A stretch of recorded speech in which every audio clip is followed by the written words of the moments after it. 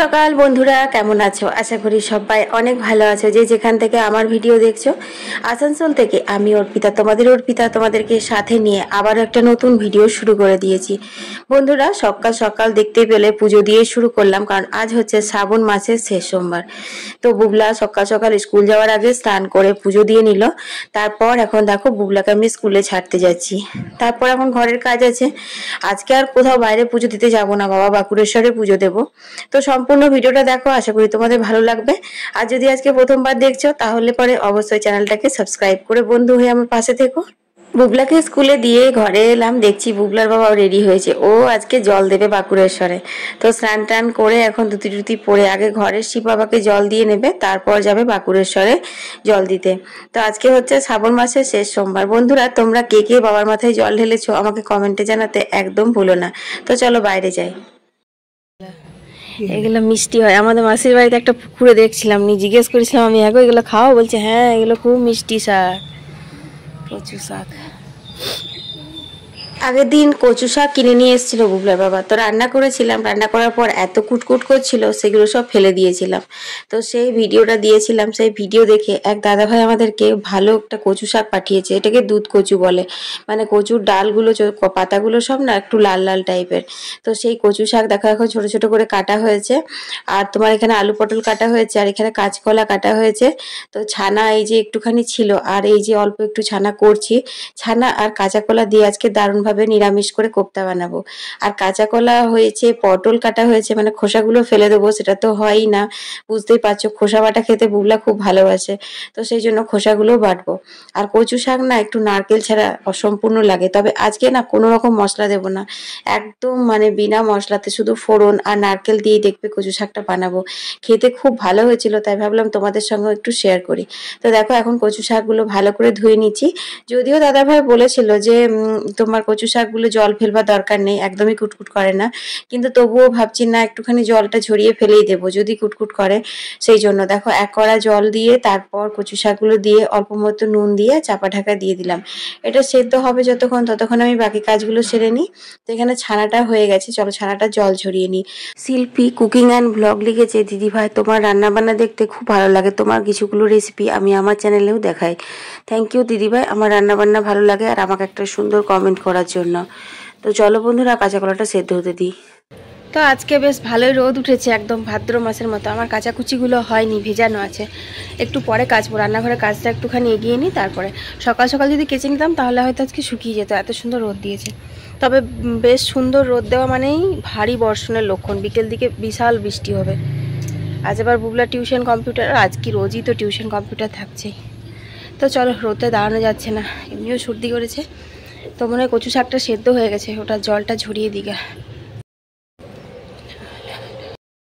এবারে খসাটা সেদ্ধ হয়ে গেছে, আর দেখো এদিকে কাঁচা কলাটা বসিয়েছি সেদ্ধ হতে, আর কচু শাকও মোটামুটি সেদ্ধ হয়ে এসছে।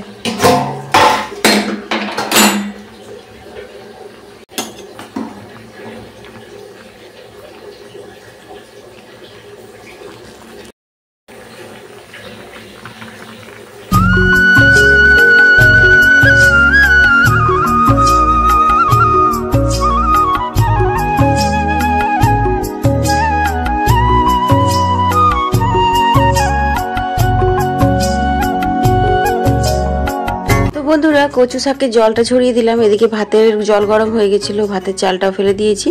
আর এখানে কাঁচা কলার খোসাটা দেখো বেটে নিয়েছি কাঁচা লঙ্কা দিয়ে। তো এখন সর্ষের তেলের উপরে কালো জিরে ফোড়ন দিয়ে এটাকে ভাজা ভাজা করে নিতে হবে। কাঁচা কলার খোসা বাটা কিন্তু খাওয়া খুব উপকারী আর খেতেও খুব ভালো লাগে। তো দেখো এখন আর একটু নুনও দিয়ে দিলাম, কারণ আমার মনে হলো যেন নুনটা একটু কম হয়েছে, যদিও সেদ্ধ করার সময় অল্প একটু নুন দিয়েছিলাম। তো চলো এখন শুকনো শুকনো করে নামিয়ে নেবো।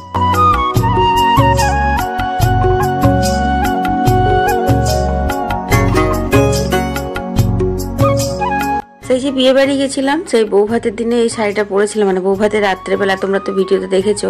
তো খুব জল কাদা হয়েছিল, নিয়ে পাড়ের কাছে একটু কাদা লেগে গেছিলো। তো পুরো শাড়িটা কাচিনি, ওই পাড়ের কাছটা একটুখানি ভালো করে ধুয়ে দিলাম নির্মা জল দিয়ে, সাবান দিয়ে, তারপর ওটা রোদে দিয়েছিলাম। তো আজকে যা রোদ দিয়েছে তাতে করে শাড়িটা খুব সুন্দর শুকিয়ে গেছে। তো ওটা তুলে রাখলাম, পরে ওটা ভাঁজ টাজ করে আয়রন করে রাখবো। আর এখন আমি এগুলো সব কেচেও নিলাম চটপট করে, কারণ কলের জল এসেছে, তবে জলও নিয়ে নেবো। তো চলো বন্ধুরা কাজগুলো সারতে সারতে তোমাদের কয়েকটা কমেন্টের উত্তর দিয়ে দিই। মিনতি সাহা লিখেছে আহমেদপুর থেকে, দিদিভাই আমি তোমার ভিডিও অনেক দূর থেকে দেখি, তোমার ভিডিও খুব ভালো লাগে দেখতে, তোমাদের উঠোনটা খুব ভালো লাগে, অনেক বড় সড়ো। তো হ্যাঁ গো দিদিভাই, সত্যি উঠোনটা অনেক বড় সড়ো, কিন্তু এই যে ঘাসগুলো হয়েছে এতে করে এখন একটুখানি মানে অসুবিধে লাগে আমাদের। তবুও যতটা আর কি সিমেন্ট করা আছে ওটুকুর মধ্যে আমাদের ঠিক হয়েই যায়। তো দেখো বন্ধুরা, এখানে আমি এখন ছানা আর কাঁচা কলার কোপ্তাটা বানাবো। তো কাঁচা কলার সেদ্ধর ওপর ছানাটা নিলাম, তারপর অল্প একটু নুন আর অল্প একটু হলুদ দিয়ে ভালো করে মেখে নিচ্ছি। তোমরা একটু এই সময় মাখার সময় একটু মিষ্টিও দিতে পারো, কারণ এই রান্নাটা না একটু মিষ্টি মিষ্টি বেশি ভালো লাগে। কিন্তু যেহেতু আমি একদমই মিষ্টি দিই না রান্না বান্নাতে, সেই জন্য আমি চিনিটাকে অ্যাভয়েড করে গেলাম। চিনি জায়গায় গুড়ও দিতে পারো, গুড় দিলে বেশি ভালো হয়। তো দেখো এখানে সর্ষের তেলে এবার এক এক করে বড়াগুলো ভেজে নেবো। তো ছানা আর কাঁচা কলা সুন্দর করে মাখবে, এরকম মানে শক্ত শক্ত করে, যাতে বড়াগুলো ভেজে তোলা যায়। যদি তোমাদের মনে হয় একটু পাতলা হয়ে গেছে বা বড়াগুলো উঠছে না, সেক্ষেত্রে অল্প সামান্য নর্মাল আটা একটু মিশিয়ে দিতে পারো। তো দেখো এখন আমি কলের জলগুলো নিয়ে নিচ্ছি। এরপরের কমেন্টটি হচ্ছে জবা গাঙ্গুলি লিখেছে, দিদিভাই আমি কলকাতা থেকে তোমার ভিডিও দেখি, তোমার ভিডিও দেখতে আমার খুব ভালো লাগে, তোমার রান্না বান্নার রেসিপিগুলো তো অসাধারণ। ধন্যবাদ দিদিভাই এত সুন্দর করে কমেন্ট করে আমার মনোবল বাড়ানোর জন্য। আর তোমরা এভাবে আমার পাশে থাকলে আমি আশা করি অনেকটা এগিয়ে যেতে পারবো। এর পরের কমেন্টটি হচ্ছে বিকাশ দাদাভাই লিখেছে, এই দাদাভাইয়ের তরফ থেকে ছোট্ট বুনুকে অনেক অনেক ভালোবাসা, পাশে আছি, আরও এগিয়ে যাও, ভিডিও দেখতে খুব ভালো লাগে। ধন্যবাদ দাদাভাই এত সুন্দর করে মনোবল বাড়ানোর জন্য। এর পরের কমেন্টটি হচ্ছে মেদিনীপুর থেকে ত্রিধা লিখেছে, দিদিভাই তোমার ভিডিও দেখতে আমার অনেক ভালো লাগে, আমার মায়ের নামটা নিলে অনেক খুশি হব, কারণ আমি আর মা তোমার ভিডিও দেখি, আমার মায়ের নাম হচ্ছে নেহা। তো এই যে ত্রিধা, তোমার মায়ের নামটা নিয়ে নিলাম, আর তোমার মাকে আমার প্রণাম দিও, আর অনেক অনেক ধন্যবাদ গো আমাদের ভিডিও দেখার জন্য। তো বন্ধুরা, কাঁচা কলার কোপ্তা করার জন্য গোটা জিরে ফোড়ন দিয়ে ধনে জিরে আদা মশলা ভালো করে কষিয়ে নিয়েছিলাম। তারপর ঝোলটা ফুটে উঠলে বড়াগুলো দিয়ে দিলাম, এতে করে বড়াগুলো ভাঙবার কোনো ভয় নেই। মিডিয়াম আঁচে মিনিট 5 ফুটিয়ে নিলে রেডি হয়ে যাবে। এরপর গরম মশলা আর গাওয়া ঘি দিলে রেডি কাঁচা কলা আর ছানার কোপ্তা। এটা কিন্তু নিরামিষ দিনে খুব ভালো হয় খেতে, তোমরা অবশ্যই একবার বানিয়ে খেও আর আমাকে কমেন্টে জানিও কেমন লাগলো রেসিপিটা। তো চলো এবার আমি কচু শাকটা বসিয়ে দিই। আজকে তোমাদের প্রথমেই বলেছিলাম যে কচু শাকটা একদম মানে মশলা ছাড়া রান্না করব, তো সেই আর কি। দেখো তেলের উপরে কালো জিরে আর শুকনো লঙ্কা ফোড়ন দিয়ে দিয়েছি, তারপর দিয়ে দিলাম হচ্ছে সেদ্ধ করে জল ঝরিয়ে রাখা এই কচু শাকটা। এরপর এটাকে ভালো করে নাড়াচাড়া করে নিতে হবে। এবার নুন দিয়ে সেদ্ধ করেছিলাম, কিন্তু জলটা তো ঝরিয়ে দিয়েছি, তাই নুনটা একদমই নেই, তাই একটু স্বাদ মতো নুন দিলাম আর হলুদ দিলাম, আর অল্প একটু মিষ্টিও লাগবে, কিন্তু আমি মিষ্টিটা দিইনি, তোমরা একটু রান্না করলে দিও মিষ্টিটা। এরপর দেখো আমি একটা নারকেল করে নিচ্ছি, এতে কিন্তু আর কিছু মশলা লাগবে না। তো এক দাদাভাই কমেন্ট করে বলেছিল, এটা আমি মিনি ব্লগে যখন দিয়েছিলাম যে এতে একটুখানি আদা বাটা জিরে গুঁড়ো দিলে ভালো লাগে। তো হ্যাঁ, আমি অন্যান্য দিন রান্না করলে আদা বাটা জিরে গুঁড়ো দিই, কিন্তু আজকে একদম এইভাবে ফোড়ন দিয়ে নারকেল দিয়েই করেছিলাম, আর খেতে কিন্তু খুব ভালো হয়েছিল। তো আমি তোমাদের আগেই বলেছি যে রান্নাগুলো খেতে খুব ভালো হয়, আমি কিন্তু সেই রেসিপিগুলো তোমাদেরকে দিই। তো দেখো বন্ধুরা, নারকেল কোড়াটা দিয়ে নাড়াচাড়া করে নিয়েছি, তো এখন একটু রসরসে হয়ে আছে। এরপর দিয়ে দিলাম হচ্ছে গরম মশলা আর গাওয়া ঘি। তো এটা একদম ভাজা শুকনো করেও নামিয়ে নিতে পারো, তাহলেও খেতে ভালো লাগবে। আবার অল্প একটু জল করে যদি নামাও, তাহলেও কিন্তু খেতে ভালো লাগবে। তো আমি দেখো একটু জল করে নামিয়েছি, একদম শুকনো করিনি, আবার একদম ঝোল আছে সেরকমও না। তো কচু শাকটা কিন্তু সত্যি একটু কুটকুটি ছিল না, আর এইভাবে মশলা ছাড়া রান্নাটা খেতেও খুব ভালো হয়েছিল। তো মোটামুটি রান্নাগুলো দেখো আমার কমপ্লিটের দিকে।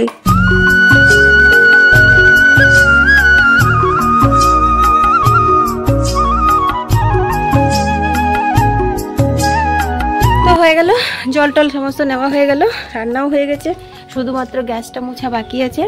গ্যাসটা মুছে স্নান করে পুজো করব। আজ অনেক তাড়াতাড়ি হয়ে গেল, এখন বাজে হচ্ছে তোমার 11:15। বেশ ভালোই হয়েছে বুঝলে, তাড়াতাড়ি হয়ে গেলে পরে একটু বসতে, তা আমার সেই 1টাই বাজবে।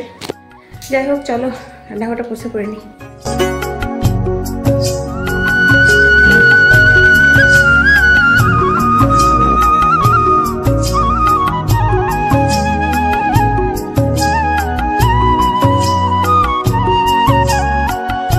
চলো চা চান টান করে চলে এলাম, এরপর পুজো দেবো। আগে ঘরের পুজোটা করে নেব, তারপর মন্দিরে যাব। তো মন্দিরে আর মোবাইলটা নিয়ে যাব না, তো এসে আবার বুবলাকে আনতে যাওয়ার আছে, সেজন্য একটু তাড়াতাড়ি করছি। আর রান্না বান্না করে চান টান করতে আজকে আমার অনেকটা দেরি হয়ে গেল জানো তো। ভাবলাম যে এখন মানে 11:30 বাজছিল, তোমাদের বললাম যে তাড়াতাড়ি করব। তারপর মনে হলো কি একটু হাতের সময় আছে, তাহলে একটু ফেস প্যাকটা মেখেই নিই। তো ব্যাস ওই যে ফেস প্যাক মাখতে গেলাম, তাতে করে কিন্তু আমার অনেক দেরি হয়ে গেল। তো দেখো এখন কিন্তু আমি বুবলাকে স্কুল থেকে নিয়ে চলে এসেছি, আর এখন টিপ টিপ টিপ টিপ করে বৃষ্টি আরম্ভ হয়েছে। আর সকালে যে জামা কাপড়গুলো মেলেছিলাম সেগুলো মোটামুটি সবগুলো শুকিয়ে গেছে, শুধু তোলা বাকি। তো সেই জন্য ভাবলাম না, খেতে বসবো, আবার যদি ঝমঝম করে নামিয়ে দেয়। তোমাদের বললাম না যে এরকম রোদ দেবে মানে বিশাল জোরে বৃষ্টি নামাবে। এখনকার ওয়েদারটা এরকমই হয়ে গেছে, বৃষ্টিটা মানে বন্ধই হচ্ছে না, ছাড়ছেই না। কি ব্যাপার? সব পেয়ারাগুলো কি হচ্ছে? এটার বেশি বার এক বিত্তা। সব পেয়ারাগুলো কি হচ্ছে? ও উকি মেরে দেখতে আসছে লাঠি আছে কিনা। এই দেখ লাঠি, চল গেলি।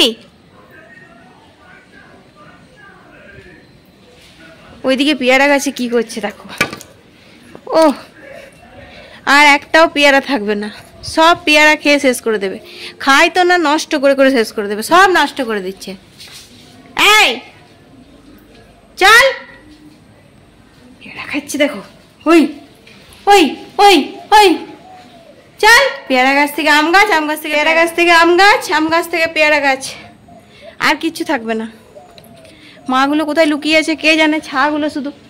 ওই দেখছে আমি চলে গেলে আবার নামবে, ওইখানে আছে, খাক ওরাই খাক।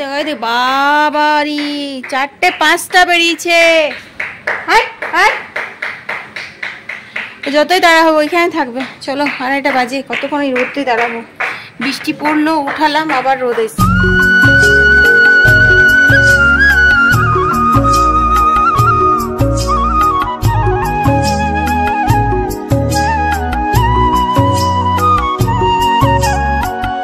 বন্ধুরা এখন বাজে হচ্ছে ওই 6টা মতন, ভালোই সন্ধে হয়ে গেছে। একটুখানি শুয়েছিলাম, তারপর বুবলা টিউশন বেরিয়ে গেছিলো, তারপর আবারও একটুখানি শুয়েছিলাম।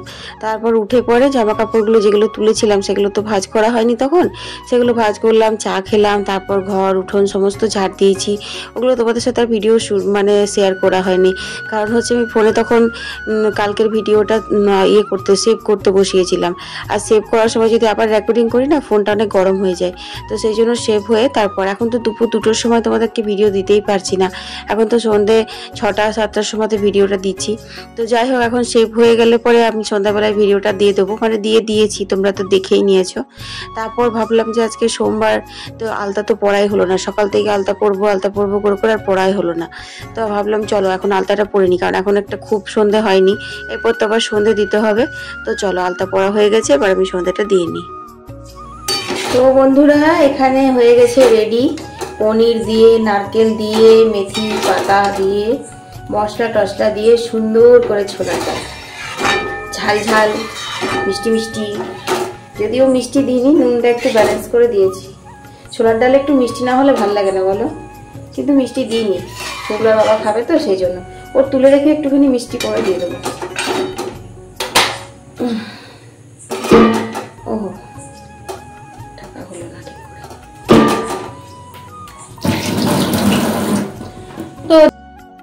তো রুটিও হয়ে গেছে, আর এই খাবারগুলো দিনেরগুলো যেগুলো বেঁচেছিল সেগুলো সব গরম করতে দিয়ে দিলাম। এখন বাজে 9:15 মতো। আজকে একটু তাড়াতাড়ি খাবারটা হয়ে গেল, প্রত্যেকদিন 10টার সময় তাই খাবারটা হয়। তো চলো আজকের ভিডিওটা এখানেই শেষ করে দিই, এখন এডিট করবো বসে বসে 10টা পর্যন্ত, তারপর খাওয়া দাওয়া হবে। আর আমার তো সবও ভিজানোই আছে, আজ 15 দিন 20 দিন হয়ে গেল, 1 মাস হয়ে গেল। প্রথম সোমবারে ভিজিয়েছিলাম, ওটাই ভিজে রাখা ছিল না, সেকেন্ড সোমবারে খুব বেশি ভিজিয়ে ফেলেছিলাম, সেটা গত সোমবারেও খেলাম ওইখান মামাবাড়ি থেকে এসে, আবার ওইটাই একটুখানি রাখা আছে, মানে জল সমেত তুলে রেখেছি, মাখা নয়, এরকম ভিজানো রাখা আছে, ওটাই আবার আজকেও খাবো, তাহলে শেষ হয়ে যাবে। তো চলো আজকের ভিডিওটা এখানেই শেষ করে দিই, সবাই ভালো থেকো, সুস্থ থেকো, টাটা।